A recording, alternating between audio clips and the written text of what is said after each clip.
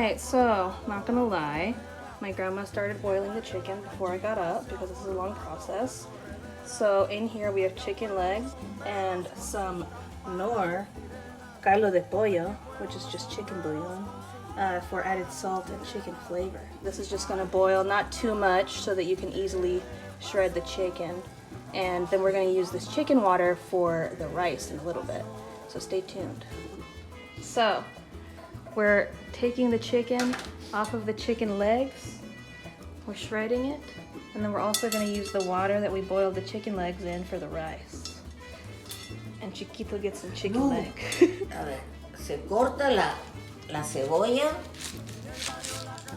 y entonces se corta pimiento verde. Entonces sí.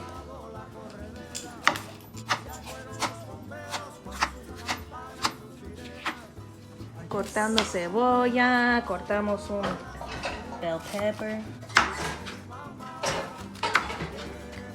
Okay, so we are heating up the pailas.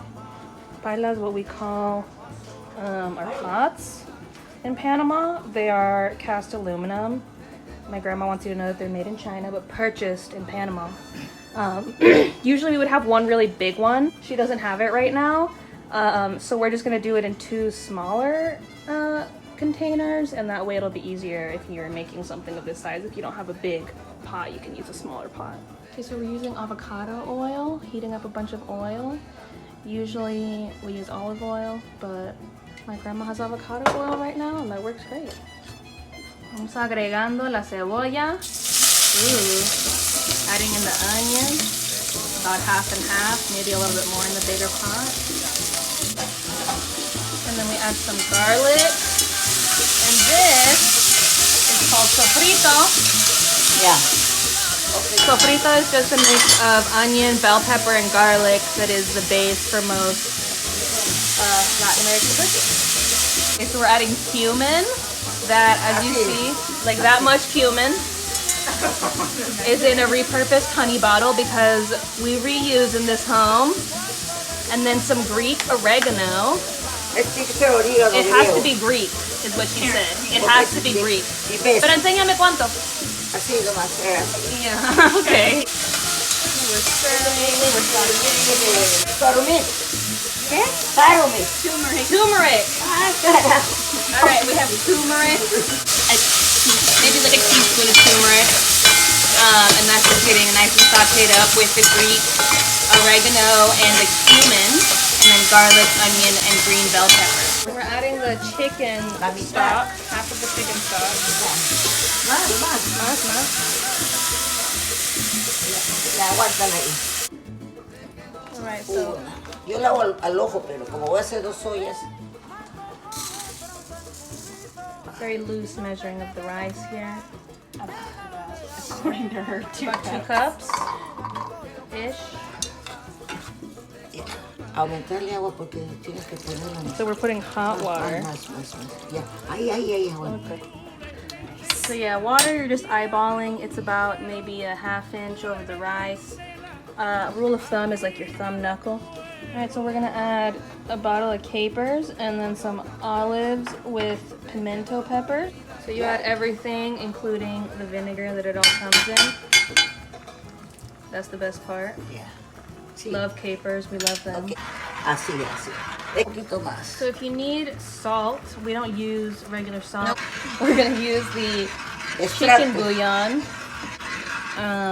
You know, first ingredient, salt. Second ingredient, MSG. Delicioso. All right, so we have our rice, all the vegetables, capers, olives, chicken stock, chicken bouillon,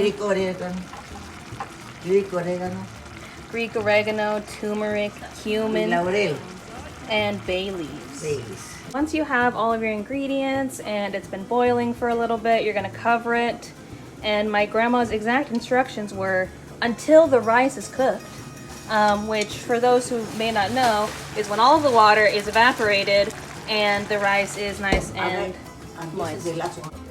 Alright, so if you have any questions as to whether or not you need to add water, basically You can tell by if the water's evaporating too fast and it doesn't look like the rice is like plump or it's still too opaque, like you can tell this rice is really white.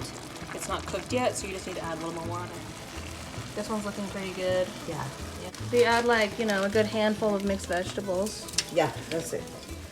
We already have them. You just add them straight frozen. Yeah. And the water will add to the rice. Yeah. So now you just leave it open and let the rice finish cooking and kind of let it dry out the water from the vegetables. We're using a fork to stir the rice. De cocina, ¿no? Like a big fork to not break up the rice. Yeah, you'll break up the Rompes el rice arroz, yeah. and it'll make it into like a meal, like rice meal, and it'll be sticky and gross. So you just want to move it all around. Get some lima beans. And then just let it cook. Alright, and then last but not least, you go ahead and add the chicken. We're very casual here. Just kind of dump all the chicken. And then you'll just cover it up. So you're just warming up the chicken. Now you fold in the chicken. And again, we're using this large fork so that we don't make the rice mushy. So when plating this, you can, you know, put it into a nice big bowl for everyone to enjoy at a party. We're taking it to a party in just a few hours. You just want to be really careful to scoop everything out with a spoon really gently so that the rice doesn't get all mushy. But yeah, it's fully cooked, ready to go. Alright, so now we're all done. We've plated everything. You can decorate it with a nice bell pepper or something if you're going to a party. Or red peppers is what we usually do. But yeah, that's your arroz con pollo, so enjoy.